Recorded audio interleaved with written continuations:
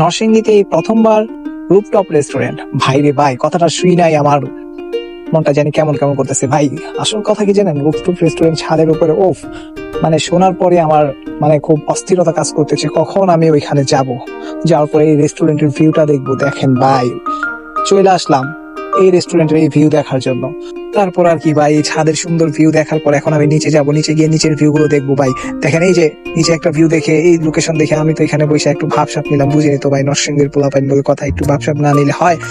এই জায়গায় বসার পর ভাই কি বলবো, একটা কফি হাতে নিয়ে বসে অস্থির একটা ফিল নেওয়া যায়।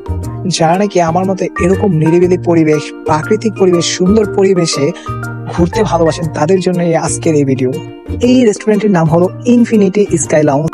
এখানে আসার পর আসলে আমার মাথা কাজ করতেছে না, কোথায় যাব আমি, এদিকে যাব না ওইদিকে যাব, ওইদিকে যাব না এইদিকে যাব।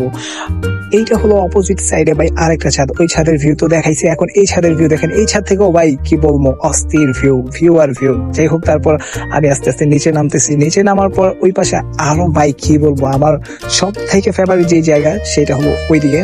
যাই হোক, এখানে দেখা যাইতেছে যে বাচ্চাদের জন্য খেলনার জায়গা আছে, তারপর পাশে দোলনা আছে, তারপর এইদিকে যে ভাই এই যে কাপলদের জন্য লাভজন আছে। দেন এইদিকে যাওয়ার পর ভাই যে এই যে প্লেসটা, ভাই মাথা নষ্ট একটা প্লেস। এখানে যদি আপনি না যান বুঝতেই পারবেন না আসলে এই জিনিসটা কি।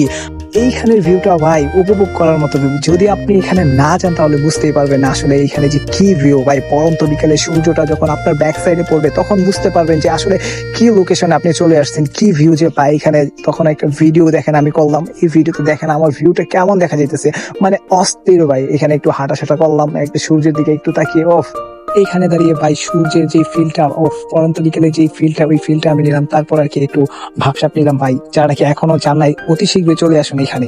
এবং আমার এই ভিডিওটা কেমন হয়েছে কমেন্টে প্লিজ জানাবেন।